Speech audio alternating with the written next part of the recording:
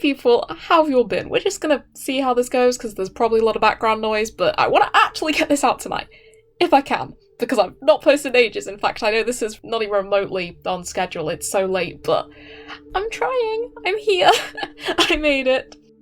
You'll all live. Today I am returning to the brilliant world of Torchwood to draw one of my favourite ships ever, Jack and Janto. I honestly didn't mean to start rewatching and getting obsessed with Torchwood again, but I was trying to catch up with Doctor Who before Flux hit, which I didn't manage. In fact, I've still not seen the end of Flux, despite the fact that I think the finale's out, or is it out on Sunday? I don't know, there are 6 episodes, I don't know whether we're on episode 5 or 6. But yeah, I got massively sidetracked because, I started watching Doctor Who again, and then I got slightly bored because season 11 and 12 are a bit, And so I was like, you know what, I'll just watch a couple of episodes of Torchwood. In fact, I think I decided to listen to one of the Big Finish audios. I think I decided to re-listen to Outbreak and realised I hadn't heard it in ages.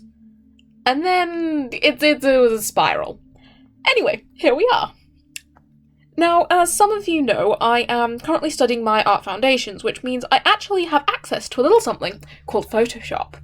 So I figured that I should really get some practice to use it, because it's like the industry standard and all that, and it's like one of the professors on the games art design course was, going on about how we need to learn to use it if we want to do that sort of thing. And so I was like, I'll get some practice. What could go wrong? We'll just give this a go. It'll be totally fine. That said, I wanted to make my life just a little bit easier, because new program and all, and so, as you can probably see right now, I decided to draw my sketch out in Clip Studio before copying it over to Photoshop, because I was like, let's at least get the foundations right, before we mess it up with, complicated... If your sketch is rubbish, then your line art's going to be rubbish whether or not, you're using the program well. So, yeah. I should preface this next part of the video by firstly saying I mean absolutely no insult to anyone who does use Photoshop. You people must have superpowers, and that's awesome and really good for you, and I don't know how you do it. You're amazing. Secondly, that I do remember back when I first started using Clip Studio and what that was like, and it did take me a while to figure out how everything worked, where all the different features were, and so it's more than possible that some of the things I'm about to discuss are easily solvable if you know what you're doing and I'm just kind of being stupid. But they frustrated me anyway, so I'm going to rant about them. So anyway, I did my little sketch and I tested some basic colour on it, which you may have seen on Instagram several weeks ago as a little work in progress, which looked really cute. It looked really good at the time. And so then I decided to bite the bullet and transfer these boys over to Photoshop, which is where I encountered problemo numero uno. If you just open an image in Photoshop, it automatically sets that image as your background. And the backgrounds are locked. You can't turn them into multiplier layers, you can't lower the opacity, nothing. I think you can draw directly on top of them, but that's not exactly helpful in any way, shape or form. Now, since doing this, I have done a very brief Photoshop workshop at university. It was only an hour, it was on a presentation, and they did point out that there is a little button you can press that unlocks the background layer and lets you do what you want with it. But I hadn't found that at the time.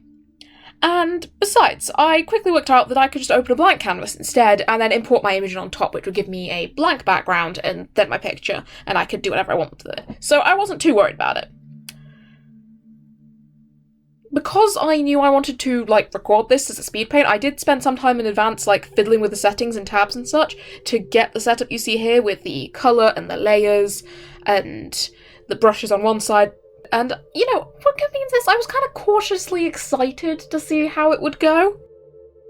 I thought I might start with the background, because, it's the logical place to start from the background, build up to the more detailed elements at the front. So I tried to choose a pen. But the pen tool is actually some kind of fancy selection tool that looks really terrifying if no one's explained to you what it is. They did explain what it was in the workshop, that it's a fancy selection tool, but I didn't realise that. I thought it was a pen and I was very confused for a while. So then I picked the pencil instead, which had very little line variation, I feel like mentioning, but, it worked. And so I started trying to draw my background. Unfortunately, I couldn't find or easily use any of the ellipse or straight line tools or rectangles or anything that I would usually be using in Clip Studio. In fact, I don't even make use of all the Clip Studio features, because I've never used, the perspective rulers and stuff in Clip Studio, which, if I tried to find a perspective ruler in Photoshop, it probably would have spent an hour searching for it. But I'm not particularly worried about that, because I don't really use the perspective rulers in Clip Studio very often. Although, straight line tool, ellipse tool, I feel like they should be in there somewhere. They probably are, maybe. But I think such an essential tool should really be easier to find for somebody who's never touched the program before. Perhaps, maybe. So I tried focusing on a section that was more loose, that didn't need straight lines, and so I drew Jack's coat in the corner. And I was actually quite happy with how it was coming out, except for one very small, teensy tiny problem. The bloody stabilisation. Now, Photoshop is presumably much fancier than Clip Studio. It can do all sorts of funky, complicated things that I don't know how to use, so naturally I get it probably takes more, like, computer oomph to run properly. But the amount of lag I got for turning up my stabilisation more than, like, 10%, I think I usually have it on about 23 in Clip Studio-ish, maybe. I think it's about 23, 24. It was insane. Maybe the scale works differently? Maybe there's some post-correction feature that I haven't set right that means it, corrects the stabilisation after you've drawn the lines or whatever. But I was literally fighting with my canvas to draw my lines. I would draw my line, and then 3 minutes later it would appear on my screen. Okay, not 3 minutes, but, good 4 or 5 seconds later. It was like a full-on tug-of-war. It was a nightmare. It was painful. And you know that I suck at backgrounds anyway. So I was like, you know what? It's my first try on this, maybe there's a setting I've got wrong. Let's just do something easy. Let's forget the background. Let's try drawing the characters, and I'll finish the background later in Clip Studio, which is easier. And for now, I'll just try drawing the characters. Because I love drawing characters, and I have a method for it and everything, and so even if I have to fight over it a little bit, this should be totally fine. I know what I'm doing, and I enjoy drawing characters, so when it's hard, it's still not terrible. And you know what? It mostly was fine. As I said, there wasn't really much line variation on the pencil I chose, but I haven't really done a full explore of all the brushes available, and so that one is admittedly definitely on me. I suspect, like in Clip Studio, you can customise brushes, and I could have increased sensitivity and stuff, which I think I have done a little bit on Clip Studios, that I've changed the effects of, like, line pressure and stuff with my pen. So that one's not Photoshop's fault. I will allow them to get by with that one. And you know what, actually, I think the thinner lines, it gives it kind of an interesting look. It's very, like, vectory, if that sort of makes sense. It's very clean. Not necessarily better than normal, but still quite cool. So I lined my characters, and worked out how to merge layers and such as I went, and I was relatively happy. After all, these guys are very cute beads, particularly Janto in his little waistcoat, which I was trying to find a place to mention in this voiceover, and I couldn't think of a good point. So we're just going to talk about here. That little red-backed waistcoat is one of my favourite Janto outfits. I love it. It's real cute. It's just like, you just look totally normal in the suit, and then you take the jacket off, and it's red on the back. It's just very cool. I don't know why. I like it. So, red. Colour. Let's talk about the colour. This was when my real frustrations with the program started to surface. Up until now, I do acknowledge that most of what I was trying to do, except the stabilisation, was probably possible and easier with more practice, with more knowledge of the program. But the thing that really bugs me about Photoshop is the shortcuts. In Clip Studio you can set any shortcuts you like, but there are also lots of handy little on-screen buttons, like the Merge Layer button, or the Clipping Mask button, or the Copy Selection button that appears when you have a selection. Like the ease with which you can switch whether you're adding or subtracting from your selection, all that sort of stuff. Photoshop only has shortcuts, no buttons. You have to remember the keyboard shortcuts for all of these things. And you can set them to whatever you want, but you still got to remember what you set them to. I'm kind of considering getting a piece of paper, sticking it on my wall with all the shortcuts on it, because my brain can't cope with that when I'm trying to draw straight lines. There's also things like the buttons on my pen. In Clip Studio, the right-click assigned button on my pen is set to the eyedrop tool.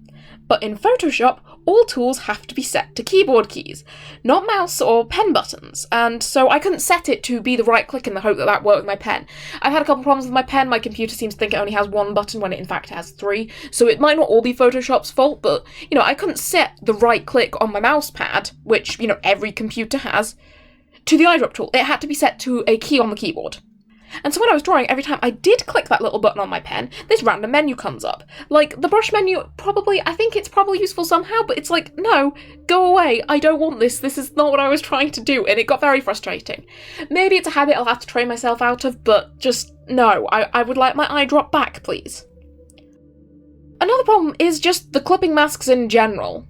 Obviously I worked out the shortcut code for them, that's fine, but in Clip Studio I can clip a layer to a folder or group of layers, and equally I can clip a folder on top of a single layer.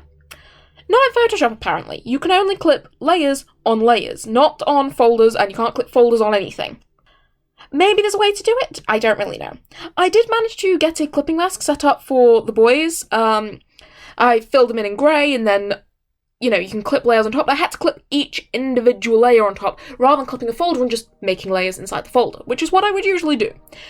It's not the end of the world, but it was kind of irritating, and I didn't really like it, so meh. And then comes the big one.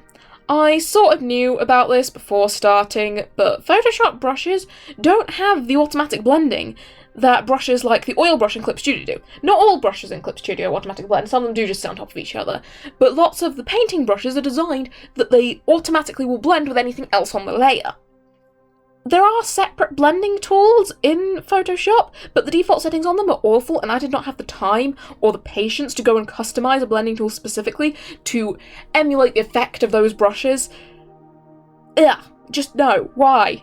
The way I draw is just like the automatically blending brushes are just like essential to it, and I just can't do my style that way without the blending. I can't. Ugh. There are ways of blending in Photoshop. I've seen videos on it. I can't quite remember. This was ages ago. I watched a video on how to blend in Photoshop. I don't quite remember. It's just, why does it have to be so much more effort? I will learn, but it's just so much easier in Clip Studio. I mean, seriously, what is with this program? Because of this annoying little fact with the blending, I decided I would cell shade on one multiply layer over everything, using a couple of different purpley kind of colours. Rather than, breaking down into each of the individual sections and shading them with, actual colours. Multiply layers fine. And I've done this on a couple of paintings in Clip Studio before. I did it when I was doing some copying of styles in Clip Studio before. And I think it's a method I've tried on, comic pages a couple of times. I mean, you've never seen my comic and it looked kind of rubbish. But it's something I've tried. And so I was like, you know what, this is fine. I put my multiply layer, I clipped it on, and you know what, it was going well. I'd like to blame Photoshop on the complete lack of shading in the hair, but really that's on me for still not having worked out how short hair works after all this time. And, when that was done, I breathed a sigh of relief. It didn't look terrible, and I stuck the thing back into Clip Studio. I obviously started with the background again. I just started that over from scratch. I didn't bother keeping the bit of line work I'd done because I knew I could do it just as well if I redid it, and trying to get just the lines over and then connecting them up, it was going to be a lot of effort. I got to use all of my lovely functioning line tools and curve tools, and yes. And then, I did the colouring and add lighting through various overlays and such. I'm not very good at backgrounds, so this was a bit of a mess. I don't really have a system for it the same way. Maybe I should start thinking about them like people and what's the furthest back thing in the backgrounds and do lots of layers. But, that's not a Clip Studio versus Photoshop thing, that's just a me being competent kind of thing. I also copied and then blurred the line art layer slightly to make it a bit fuzzier and smoother, which is the kind of thing that would have taken me forever to do in Photoshop because I never did find the copy selection. I know it exists, it's a command, I could look it up. But yeah, so did that, made it all fuzzier and a little bit smoother, and I think it looked really good. Jack's office and the whole of the hub in general are very difficult to draw because they kind of remind me of my own room, in that there's just so much stuff everywhere. All of Jack's trinkets on his desk, 6 different wall textures, pipes and wires and windows and cables of all sorts. My version probably isn't quite hectic enough, it's a little bit simple, but too complex and it would look weird against the characters, so that's my excuse on that.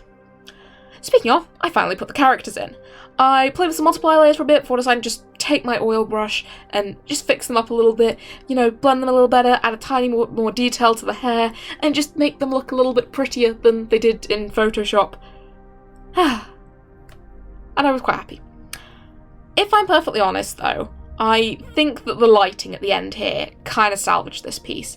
I remember drawing the sketch and thinking it looked so awesome, really cool, and I was super looking forward to seeing it fully rendered, and I honestly just think I could have done better by the whole piece. But the lighting did at least give me the general vibes I wanted. I think everything looks better with a bit of a backlighting ring light on it, and, next time I draw these boys, I promise I'll do better. Ugh, my voice is dead. I've been talking way too fast and for way too long. It won't be by the time I publish this, but this video is 15 minutes long, the voice recording that is.